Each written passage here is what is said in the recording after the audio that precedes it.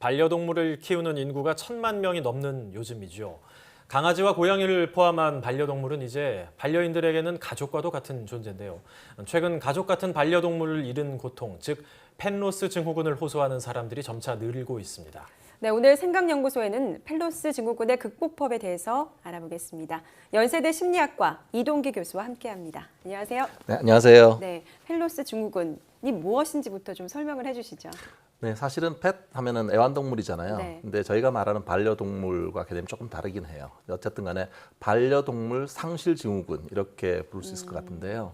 정말 사랑하는 자기의 반려동물, 개나 고양이 뭐 다양한 반려동물이 죽고 나면 그것에서 정말 상실감, 우울감 이걸 심하게 경험하는 것, 그걸 말합니다. 사실 이 펫로스 증후군이라는 말 자체를 듣고 좀 어색해하는 분들이 많을 만큼 익숙해지는 데는 그렇게 오랜 기간이 걸리지 않은 좀 낯선 말이잖아요. 네. 이 펫로스 증후군 증상 자체는 예전부터 꽤 오랫동안 있어 왔을 텐데 최근 들어서 주목받고 있는 이유는 뭘까요?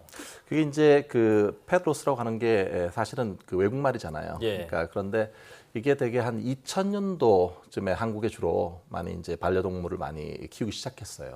근데 아시다시피 이제 주로 많이 대표적인 반려동물이 개나 고양이가 될 텐데 수명이 한 15년에서 17년 정도 보거든요.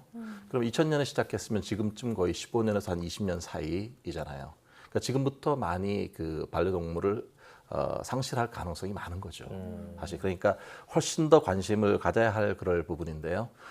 실제 반려동물 산업은 엄청나게 확산됐어요. 거의 뭐 엄청난 경제적인 그런 그 가치가 있는데 그것에 비해서 실제 반려동물을 잃었을 때 어떻게 대처해야 될 건가 이런 건 사실 별로 얘기가 많이 안 되고 있거든요. 그래서 지금이 정말 필요한 논의가 필요한 시점이 아닐까 그렇게 생각이 듭니다.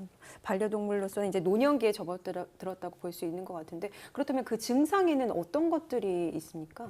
실제 반려동물 자체를 잃게 되면 기본적으로는 절친한 친구나 가족을 잃은 것과 동일하다는 그런 연구결과들이 있어요.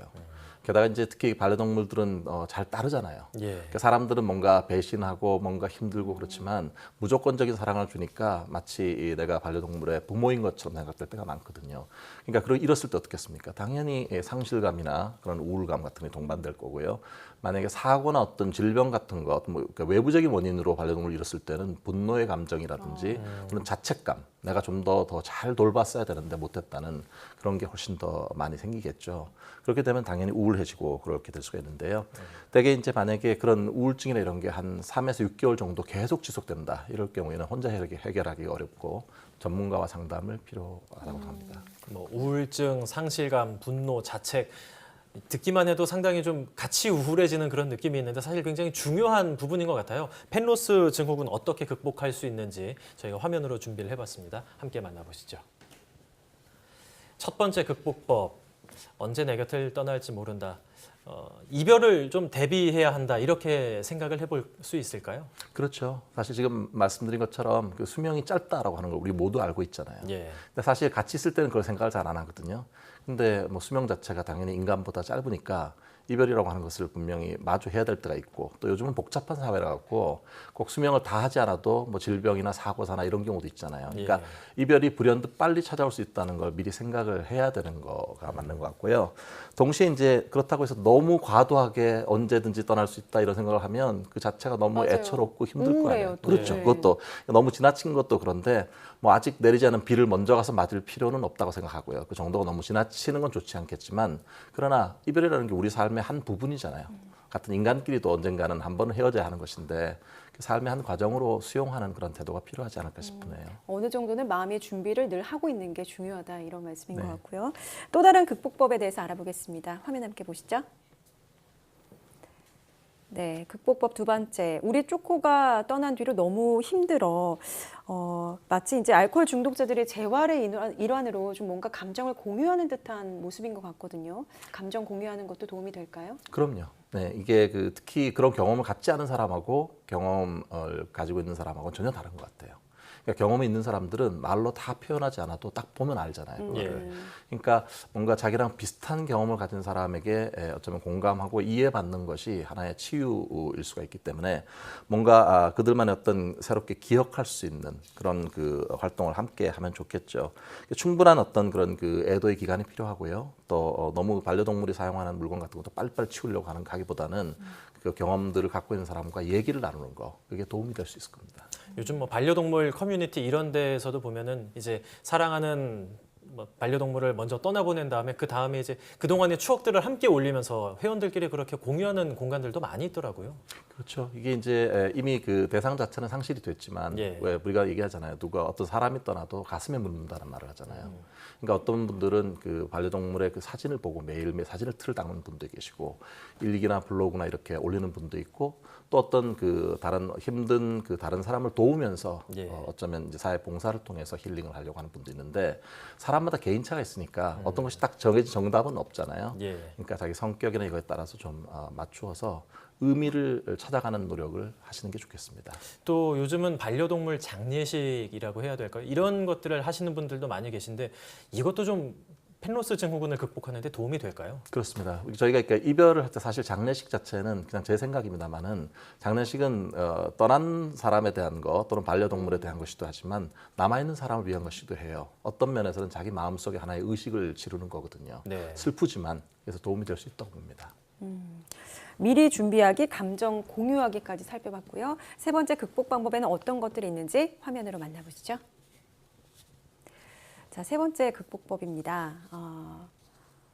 떠난 동물을 놔두고 빈자리 너무 느껴지다 보니까 새로운 반려동물 찾는 경우가 많은 것 같은데요. 네, 이제 그런 분들 꽤 계신데요. 그러니까 이게 이제 빈자리가 너무 크니까 또 이제 비슷한 그런 그 종의 어떤 반려동물을 찾는 경우가 있는데 사실 별로 권장해 드리고 싶은 방법은 아닙니다. 아시다시피 상실이 되게 큰데 똑같지 않은 다른 어떤 반려동물을 두었다고 해서 이게 메꿔지는 건 아니잖아요. 예. 저희가 이제 뭐 흔한 비유로 떠난 연인과 헤어지고 나서 바로 누군가를 사귀었다고 해서 이것이 대체되는 그런 건 아니니까요. 특히 이제 집안에 어린 자녀가 있을 때는 이런 경우 빨리 새로운 반려동물을 네. 대체하는 것은 좋지 않습니다. 왜냐하면 아동들한테 뭔가 죽음을 너무 가볍게 대한다는 느낌을 줄 수가 있어요. 금방 대체되는구나 이런 예. 느낌으로. 그래서 처음부터 입양을 하실 때부터 과연 내가 이 반려동물을 충분히 애정과 책임감을 갖고 충분히 키울 수 있는가를 먼저 생각하는 그런 성숙한 의식 같은 것도 필요할 것 같고요. 한 가지 기존에 길렀던 반려동물과 똑같은 종류나 똑같은 성별 이렇게 고르실 때는 조금 유의하시는 게 좋겠습니다. 아주 옛날 기억 같은 것이 자꾸 오버랩돼갖고 겹칠 수가 있으니까요. 사실 같은 종의 이제 반려동물을 새로 들인다고 했을 때 예전에 키웠던 아이랑 똑같이 생각을 하는데 완전 다른 행동을 보일 때 좀 분노를 느낄 수도 있고 너는 왜 그러냐 이렇게 할 수도 있어서 좀 안 좋을 것 같기도 해요. 그렇습니다. 네. 예.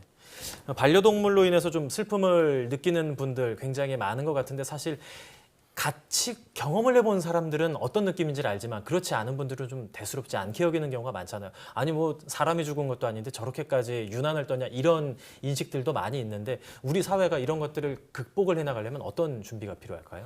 그래서 이제 사실 경험이 다르니까 어떤 분들은 오히려 뭐 그만하려고 그러냐 이렇게 비난하듯이 말씀하시는 분들이 있는데 다른 사람의 아픔에 대해서 자기가 경험하지 않았다고 해서 그렇게 말씀하시는 거는 별로 바람직하지 않은 것 같고요. 예. 또 그 반대로 이제 이게 얼마나 힘든 줄 알아? 이렇게 거꾸로 너희는 어떻게 그런 것도 이해를 못해? 이렇게 할 수도 있습니다. 예. 그러나 그건 역시 이제 경험의 차이에서 올 수 있는 거니까 서로 다른 게 틀린 게 아니라 서로 다른 거를 소통할 수 있도록 노력을 하는 게 되게 중요하겠죠. 이게 애완동물이 아니잖아요. 예. 반려동물이라는 거는 함께 살아가는 거잖아요. 그만큼 어떤 누군가에게 중요한 그런 그 대상이 사라졌을 때 슬픔을 함께 공감하려고 하는 그런 성숙된 시민의식 같은 것이 필요한 시점이라고 봅니다. 이유가 어찌됐든지 슬픔을 느끼는 사람에게는 일단 그 사람의 감정을 좀 더 존중해주는 그런 준비가 많이 필요할 것 같습니다. 지금까지 연세대 심리학과 이동규 교수와 함께 이야기 나눴습니다. 오늘 말씀 감사합니다. 감사합니다. 감사합니다.